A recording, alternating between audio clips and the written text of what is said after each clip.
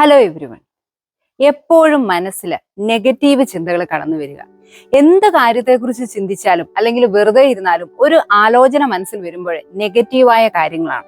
ഒരു നല്ല കാര്യം ചിന്തിക്കാനോ അല്ലെങ്കിൽ പോസിറ്റീവായിട്ടുള്ള രീതിയിലേക്ക് ചിന്തകൾ കൊണ്ടുപോകാനോ കഴിയുന്നില്ല. നമ്മളിൽ പലരും ഫേസ് ചെയ്യുന്ന ഒരു പ്രധാനപ്പെട്ട പ്രശ്നമാണ് ഇതല്ലേ.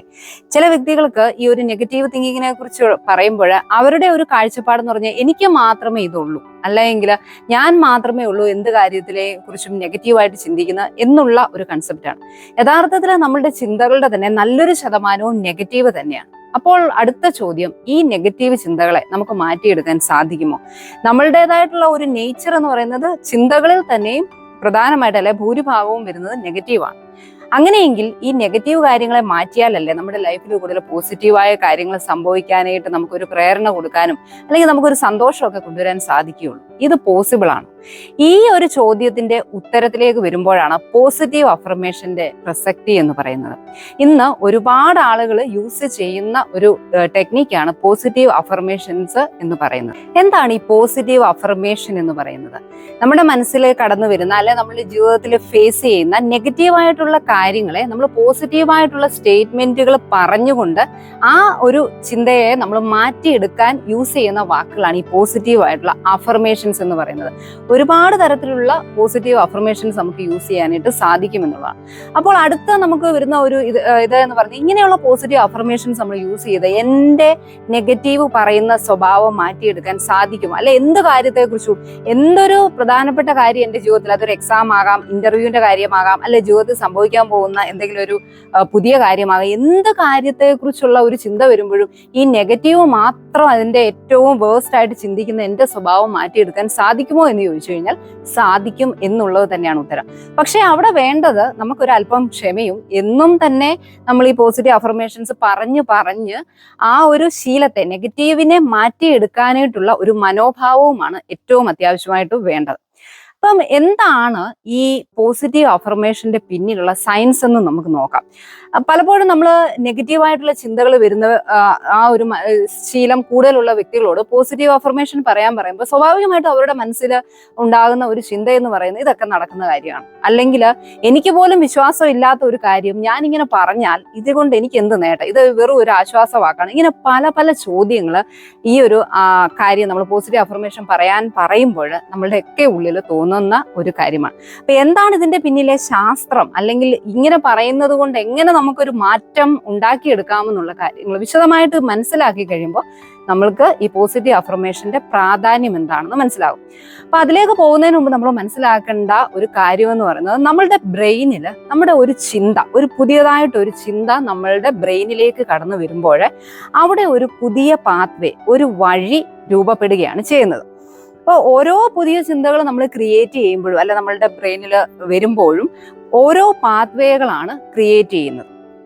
ഇനിയും നമ്മൾ ആ ചിന്തകൾ വീണ്ടും ആവർത്തിക്കുമ്പോൾ, ഒരു കാര്യം തന്നെ നമ്മൾ പല പ്രാവശ്യം ആവർത്തിക്കുമ്പോൾ ആ ബ്രെയിനിൽ രൂപപ്പെടുന്ന ആ പാത്വേ അല്ലെ ആ വഴി എന്ന് പറയുന്നത് കൂടുതൽ സ്ട്രോങ് ആയി മാറുകയാണ് ചെയ്യുന്നത്. വളരെ നിസ്സാരമായിട്ട് പറഞ്ഞു കഴിഞ്ഞാൽ നമുക്ക് ഇപ്പൊ നടന്നു പോകേണ്ട ഒരു വഴി, ഒരു ഇടവഴി വേണം, നമുക്ക് വളരെ എളുപ്പത്തിൽ ഒരു സ്ഥലത്തേക്ക് പോകാൻ വേണ്ടിയിട്ട് വഴിയില്ലാതിരിക്കുകയാണ്. അപ്പൊ നമ്മൾ എന്ത് ചെയ്യും? സ്വാഭാവികമായിട്ടും അവിടേക്ക് പോകാനായിട്ടുള്ള ഒരു വഴി നമ്മൾ വെട്ടിത്തെളിക്കും അല്ലെ. അപ്പൊ ആ ഒരു വഴി വെട്ടിത്തെളിക്കുന്ന ഒരു പ്രോസസ്സ് എന്ന് പറയുമ്പോൾ ആദ്യം നമ്മൾ അവിടുത്തെ കാടും ഇതുമെല്ലാം മാറ്റി, അല്ലെ എന്തെങ്കിലും ചെടികളും മരങ്ങളും ഒക്കെ ഉണ്ട് അതൊക്കെ വെട്ടിത്തെളിച്ച് നമ്മളൊരു പുതിയ വഴി അവിടെ ക്രിയേറ്റ് ചെയ്ത് കഴിയുമ്പോൾ അവിടെ ഒരു പുതിയ പാത്വേ ഉണ്ടാവുകയാണ് അല്ലെ. അത് കഴിഞ്ഞ് നമ്മൾ ആ വഴി ഡെയിലി നമ്മളും അല്ലെങ്കിൽ ആ വഴി വേണ്ടവർ യൂസ് ചെയ്ത് കഴിയുമ്പോൾ ആ വഴി തെളിയും അല്ലെ. എന്നിട്ട് അതൊരു പുതിയ പാത്വേ ആയിട്ട് രൂപപ്പെടുകയാണ് ചെയ്യുന്നത്. ഇത് തന്നെയാണ് നമ്മളുടെ ബ്രെയിനിലും സംഭവിക്കുന്നത്. അപ്പൊ ബ്രെയിനിൽ പുതിയ പുതിയ ചിന്തകൾ നമ്മൾ നമ്മളുടെ ഉള്ളിൽ നമ്മൾ രൂപപ്പെടുത്തി എടുക്കുമ്പോൾ പുതിയ പാത്വേകൾ ക്രിയേറ്റ് ചെയ്യും. അപ്പൊ നേരത്തെ ഞാൻ പറഞ്ഞ പോലെ നമ്മൾ ആവർത്തിക്കും. അതുകൊണ്ടാണ് നമ്മൾ എപ്പോഴും പറയുന്നത് പോസിറ്റീവ് അഫർമേഷൻസ് പറയണമെങ്കിൽ ആവർത്തിച്ച് നമ്മൾ പറയണമെന്ന്. അല്ലായെങ്കിൽ നമ്മൾ പറയും എഴുതുക എന്നല്ലേ, നല്ല നല്ല പോസിറ്റീവായിട്ടുള്ള ചിന്തകൾ. അപ്പൊ അവിടെ സംഭവിക്കുന്നത് ഇത് തന്നെയാണ്. നമ്മൾ അതിനെ കൂടുതൽ ഊട്ടി ഉറപ്പിക്കുകയാണ് ചെയ്യുന്നത്. നമ്മളൊക്കെ വളർന്ന വ്യക്തികളാകുമ്പോൾ പലപ്പോഴും നമുക്കറിയാം നമ്മളുടെ ചെറുപ്പത്തിൽ നമ്മൾ കേട്ട കാര്യങ്ങൾ, ചിലപ്പോൾ നമ്മുടെ പേരൻസ് പറഞ്ഞ, അല്ലെ കൂട്ടുകാർ പറഞ്ഞ് എവിടുന്നേലുമൊക്കെ നമ്മൾ കേട്ട പല പല കാര്യങ്ങൾ നമ്മളുടെ മനസ്സിൽ ആഴത്തിൽ വേരൂന്നി കിടക്കുന്നുണ്ടായിരിക്കും അല്ലെ. ചിലപ്പോൾ അത് യാഥാർത്ഥ്യമുള്ള കാര്യമായിരിക്കും, ചിലപ്പോൾ വളരെ മിഥ്യ ധാരണകളായിരിക്കാം. എന്ത് തന്നെ ആയാലും എന്തുകൊണ്ടാണ് അതൊക്കെ നമ്മളുടെ ഉള്ളിലും മാറാതെ ഇപ്പോഴും പല വിശ്വാസങ്ങളായിട്ട് നിലനിൽക്കുന്നത്? അതിന്റെ കാരണം ഇത് തന്നെയാണ്. പലതവണ നമ്മളത് ആവർത്തിച്ച് നമ്മൾ വിശ്വസിക്കുന്ന ആളുകളിൽ നിന്ന് നമുക്ക് കേൾക്കുമ്പോൾ എന്ത് ചെയ്യും, നമ്മൾ പോലും അറിയാതെ നമ്മുടെ മനസ്സിൽ ആഴത്തിൽ അത് വേരൂന്നി ഉറപ്പിച്ച് അത് കിടക്കുകയാണ് ചെയ്യുന്നത്. അതുകൊണ്ട് തന്നെ നമുക്കൊരു നെഗറ്റീവ് ചിന്ത മനസ്സിൽ വരുന്നത്. അപ്പൊ നമ്മൾ ഓരോ വ്യക്തികളെയും നോക്കിക്കഴിഞ്ഞാൽ പലതരത്തിലുള്ള നെഗറ്റീവ് ചിന്തകളാണ് പലരെയും അഫക്റ്റ് ചെയ്യുന്നത് അല്ലെ. ഇപ്പൊ ചില വ്യക്തികൾക്ക് രോഗഭയമായിരിക്കും. അപ്പൊ എപ്പോഴും ആരോഗ്യ പ്രശ്നങ്ങൾ പ്രത്യേകിച്ചൊന്നും ഇല്ല എങ്കിലും അതേസമയം എനിക്ക് രോഗമാണ്, അല്ലെ എൻ്റെ ആരോഗ്യം ശരിയല്ല, എനിക്ക് ക്ഷീണമാണ്, എനിക്ക് എന്തെങ്കിലും മാരകമായ അസുഖമുണ്ട്, ഇങ്ങനെയുള്ള ചിന്താഗതി. ചിലർക്ക് അങ്ങനെ ഹെൽത്ത് റിലേറ്റഡ് ആയിട്ടുള്ള പ്രോബ്ലത്തെ കുറിച്ചുള്ള ആകുലതകളും നെഗറ്റീവായിട്ട് സംസാരമായിരിക്കും. ചില വ്യക്തികൾക്ക് എപ്പോഴും എന്ത് കാര്യം കേട്ട് കഴിഞ്ഞാലും അതെന്റെ ജീവിതത്തിൽ ഏറ്റവും മോശപ്പെട്ട, എനിക്ക് അത് മാത്രമേ സംഭവിക്കൂ, ഈ രീതിയിലുള്ള സംഭാഷണമായിരിക്കും. അപ്പൊ നമ്മളുടെ നെഗറ്റീവ് എന്താണെന്ന് കണ്ടെത്തുക എന്നുള്ള ഉത്തരവാദിത്വം നമുക്കാണ്. അപ്പൊ ഇനി നമുക്ക് ചെയ്യാൻ സാധിക്കുന്നത് ഈ നെഗറ്റീവുകളെ അതിന്റെ നേരെ എതിരായിട്ടുള്ള പോസിറ്റീവ് നമ്മൾ പറഞ്ഞ് ഈ നെഗറ്റീവായിട്ടുള്ള ആ ഒരു പാത്വേ മാറ്റി പുതിയ ഒരു വഴി നമ്മുടെ ബ്രെയിനിൽ വെട്ടിത്തെളിക്കുകയാണ്. അങ്ങനെ ആവർത്തിച്ച് ഡെയിലി നമ്മളിങ്ങനെ പോസിറ്റീവായിട്ടുള്ള കാര്യങ്ങൾ, നെഗറ്റീവ് ചിന്തകൾ മനസ്സിലേക്ക് കടന്നു വരുമ്പോഴേ പറഞ്ഞ് അതിനെ മാറ്റിയെടുക്കുമ്പോൾ അവിടെ പുതിയ വഴി വെട്ടിത്തെളിക്കുകയാണ്. അങ്ങനെ പതിയെ നമ്മളിൽ എപ്പോഴും കടന്നു വരുന്ന നെഗറ്റീവിനെ പരമാവധി നമുക്ക് ഒഴിവാക്കി നമ്മൾ പോസിറ്റീവായിട്ടുള്ള ഒരു വ്യക്തിയായിട്ട് മാറാനായിട്ട് സാധിക്കും. ഇനി എപ്പോൾ ഇത് പ്രാക്ടീസ് ചെയ്യാമെന്ന് ചോദിച്ചാൽ, പോസിറ്റീവ് അഫർമേഷൻസ് നമുക്ക് ഇഷ്ടമുള്ള സമയത്ത്, എപ്പോഴൊക്കെ മനസ്സിൽ നെഗറ്റീവ് ചിന്ത വരുന്നു ആ സമയത്ത് തന്നെ അതിനെ നമുക്ക് നിർത്തി അതിന്റെ നേരെ ഓപ്പോസിറ്റ് പറയാം.